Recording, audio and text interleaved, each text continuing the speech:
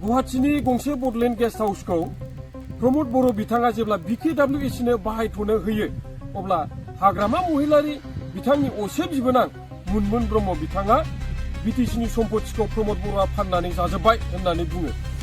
दायो हाग्रामा महिलारि बिथाङा गावनो गुवाहाटीनि मोनसे गेस्ट हाउसखौ BKWACनो दान होबाय होननानै बुंलायबाय।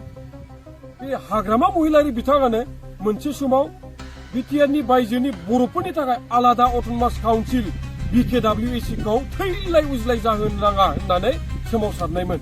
दा बिथाङा दिनैनि समाव BKWACआव थांनानै गिदिर गिदिर भाषण होयो।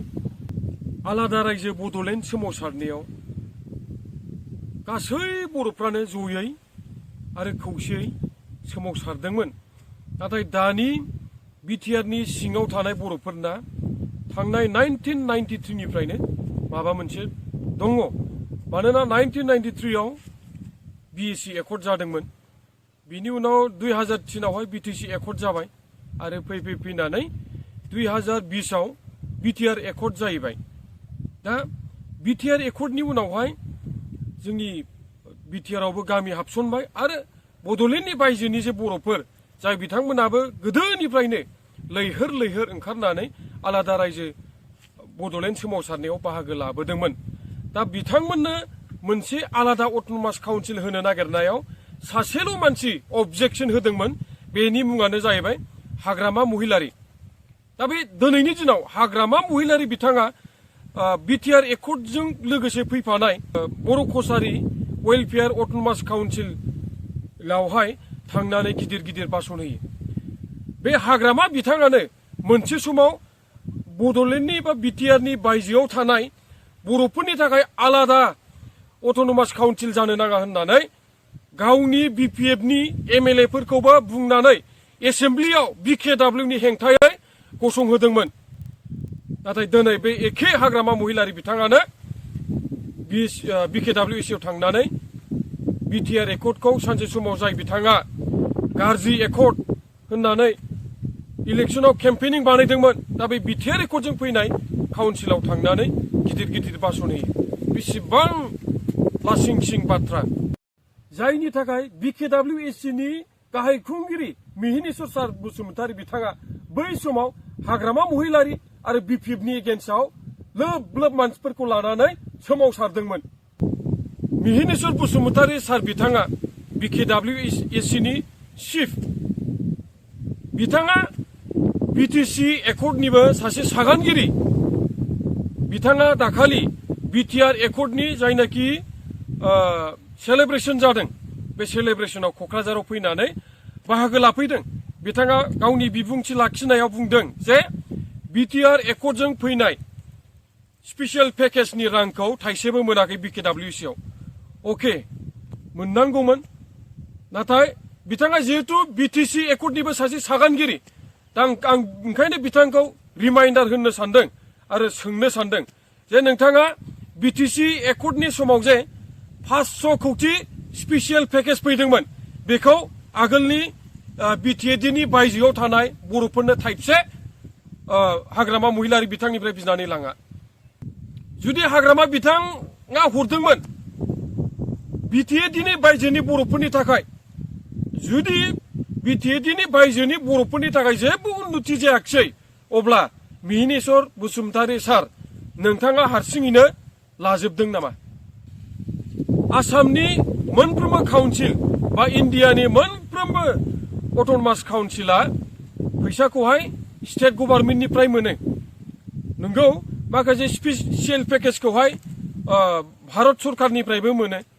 किन्तु BKWACआबो जोंनि आसामनि मोनसे अट'नमास काउन्सिल, जोंनि BTCआबो मोनसे आसामनि अट'नमास काउन्सिल।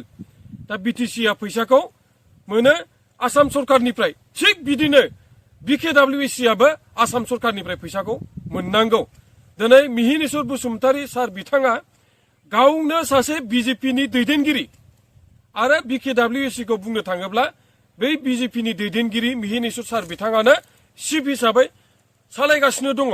नाथाय बिराद दुखुनांथाव, मिहिनेश्वर बसुमतारी सार बिथाङा फैसाखौहाय क'क्राझारनिफ्रायसो माने BTCनिफ्रायसो बिनो गोनां जाबाय।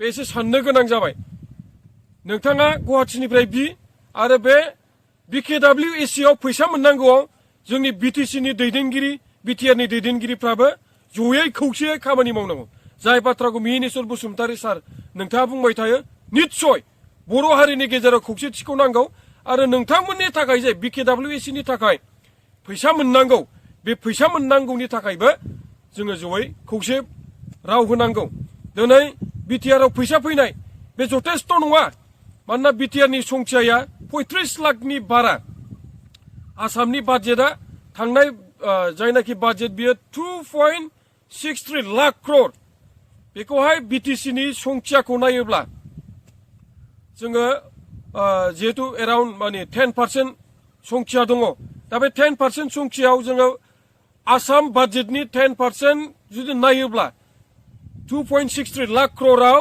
26,000 क्रर बोसोराव जोङो BTCआ मोननांगौमोन नाथाय जों दिनै बेसेबां मोनो मात्र लास्ट बे बाजेटआ 843 क्रर जों मोननांगौमोन 26,000 क्रर नाथाय मात्र मोनगासिनो दं 843 क्रर दा गतिके फैबाय थानाय समाव जोङो जिहेतु बर'फोरना मोननै काउन्सिल जाबाय गुबुन मोनसे काउन्सिला गुबुन मोनसे काउन्सिलनावसो बिनो नाङा जों बिनांगौबा सरकारखौसो प्रेसार होनांगोन आसाम सरकारनिफ्रायसो जों बिनो हानांगोन भारत सरकारनिफ्रायसो जों बिनो हानांगोन जों मोननांगौमोन 26,000 क्रर दा जों मोनो 800 क्रर गतिके 800 क्ररनिफ्रायनो आरो गुबुन मोनसे अट'नमास काउन्सिलाव हरफिनबावनांगौबा बे साननो गोनां जाबाय हाग्रामा बिथाङा बुंदों जे 1500 कौटिखौ थाइसेबो हराखै होननानै दा जिहेतु पार्लामेन्टआव इउनियन बाजेट जागासिनो दं इउनियन बाजेटनिफ्राय अलरेडि 156 क्रर दा BTCनि थाखाय हरनो थिरांथा लाबाय दा नोंथाङा जुदि हरनायखौ लुबैदोंबा हरथारनांगौ होननानै सानोबा हाग्रामा महिलारि सार नोंथाङा बे 156 क्रर बिनिफ्राय हरनानै देखायग्रो BKWACआ जिहेतु मोनसे गोदान काउन्सिल BTR एकर्ड 2020नि जायनाखि एकर्डनि गेजेरजों फैनाय 2021 आवसो BKWACआ जादों दा बे BKWACखौ मिहिनेश्वर सारनि दैदेननाय आरो गुबुन गुबुन दैदेनगिरिफोरनि दैदेननायाव जाहाथे मोजाङै मोजां सामलायनो हायो दैदेनलांनो हायो खुंलांनो हायो बेखौ नोजोर बोनानै थांनाय BTCनि चिफ एक्जिकिउटिभ मेम्बार प्रमद बर' सारा गुवाहाटीनि मोनसे गेस्ट हाउसखौहाय बाहायथ'नो होदोंमोन दा बे बाहायथ'नो होनायाव हाग्रामा महिलारि बिथांनि बिबोनां दानि EM आगोलनि MCLA मुनमुन ब्रह्म मेडामा BTCनि सम्पथिखौ फानजोब्बाय होननानै फोसावदों एसेम्ब्लियाव बुंदों BTCLआव जोंनि बड'लेण्डनि एसेम्ब्लियाव बिथाङा बिखा फोरदान बुंदों नोंथांमोना मानो BTCनि सम्पथिखौ फाननानै जाखो होननानै नाथाय बे मुनमुन ब्रह्मनि असे बिगुमै हाग्रामा महिलारि सार बिथाङा मैया दाख्लि BKWACआव थांनानै जाय BKWACखौ बिथाङा थैलाय बुज्लाय जाहोनो सानाखैमोन जायनि थाखाय होबथादोंमोन दा बे काउन्सिलाव थांनानै आं हगारबायलै नोंसिनो हगारबाय होननानै बुंबाय दा बे बेसेबां लाजिथावथाव प्रमद बर' सारा होयोब्ला बियो फाननाय जायो नाथाय हाग्रामा महिलारि होयोबा बियो दान होनाय जायो माबायदि पलिटिक्स बेलाय दा फैबाय थानाय समाव जों बयबो साननांगोन जोङो जयैनो मावलांनांगोन बेखिनिखौ बुंनानै आं एसेयावनो फोजोबनाय जाबाय जय BTRनि जय BKWACनि जय बर' हारिनि